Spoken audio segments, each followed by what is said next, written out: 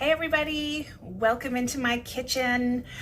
Thank you so much for tuning in with me tonight while I prepare supper. I really must say that on my wish list, high on my wish list is renovating this kitchen so I have a better setup so that you can see what I'm doing. I feel like I've got the camera really close. Got some items on the stovetop here getting ready to come together, but let me tell you a little bit about those. So tonight, my original plan for supper tonight was pad thai, and then I changed that because in my head I wanted to make our Thai coconut soup again, which is absolutely yummy. But it's now turning into still the Thai coconut soup, but I am also turning it into a clean out the fridge soup because I have a lot of ends of veggies that I need to use up. So I don't think I actually have any veggies that the package recommends using except the sweet potato. So we are going to come together and make a Thai coconut inspired soup, but with different ingredients because I don't like following the instructions on the packet when I'm in the kitchen. I do like experimenting.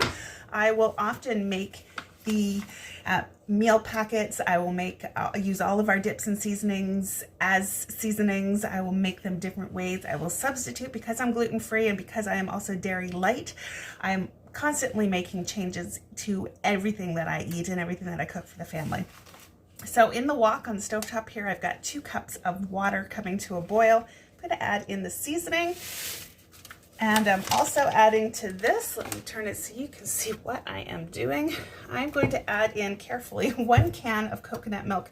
This coconut milk is pretty solid. It's been in my pantry in the basement, and when the full fat in coconut milk gets cold, it solidifies, which makes it really good to use in desserts. I like to scoop this cream out and I eat it just like that. I put in some, it makes a really good dessert topping. I'll add in some of our sweet dips to it as well. And I like it just like that. It's a nice coconut cream. But the other thing that's good about using this coconut is that it will warm up quite quickly. Coconut has a very low chill point, but also a very low melting point. It doesn't need much fluctuation in the temperature for it to change from a solid to a liquid state. And so we are just going to let that sit. I'm going to put the lid on the wok while that comes to a boil. And so the veggies that the package calls for are mushrooms and bok choy, and let's see, what are we going to use? And it also calls for tofu if you wanted to make a vegetarian option. This month here in the group, we are focusing on meatless meals. I also didn't have any tofu on hand. There was not at the store when I went, but I do have some organic firm tofu that I'm picking up at the farmer's market this weekend. So tonight we're going to just make it without. I might add in some shrimp, but I am going to add in some cabbage. I'm going to thinly slice this cabbage using our Prep Pro ceramic knife, and that will go in as soon as that comes to a boil. We will add that in, and I'm also going to add in the last of this pepper.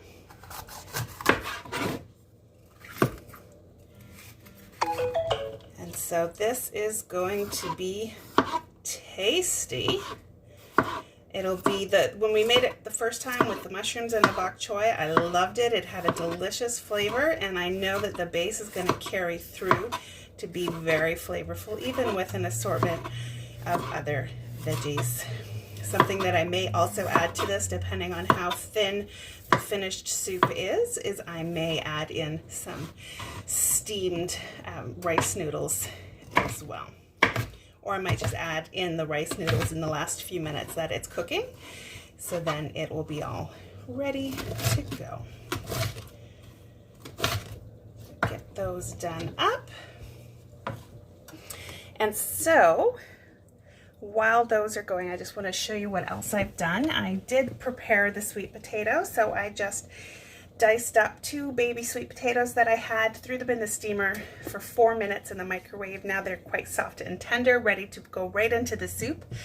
In case it is something I want to add, which I probably will, I'll bring some water to a boil. And in the round steamer, I've got some vermicelli rice noodles. And so I'm just going to cover those with boiling water, let them sit for 2 or 3 minutes till they soften, strain them, and then add them directly into the soup. Now, this is going to be a delicious meal for my husband and I, but the boys are not as adventurous. They're adventurous. Their palates are very adventurous in many ways, but not in this particular way. So tonight they are getting, I'm going to make mac and cheese in the multi-purpose steamer for them. So in here I'm going to add 2 cups of pasta, 4 cups of water, pop it in the microwave for 8 minutes, and then it will be perfectly cooked pasta. I'll strain it, add the macaroni and cheese, or the mac and cheese sauce, and that will be their supper. I might throw in some meatballs. If I'm looking to bulk this up even more, which I think tonight I will, because again, cleaning out the fridge, I have got a couple handfuls of spinach as well. So this is going to be a real assortment tonight with the noodles, the cabbage, the peppers. We've got sweet potato, we've got spinach, we've got this delicious, and I wish you could smell this. This smells fabulous, this Thai coconut soup base. It is phenomenal. So it is going to be delicious in here tonight. I wish you could join me, but until next time, I'm going to share my Christmas present that my 14-year-old gave me. It says, "This mama needs a silent night." Yes, she does. I'm going to have a sip of my Nova 7 while I wait for my soup base to come to a boil so I can add in all of my veggies and then enjoy my soup. I will share a picture of the finished product, but please pop in the comments below. What is your favorite way to clean out the fridge of all your leftover veggies and produce?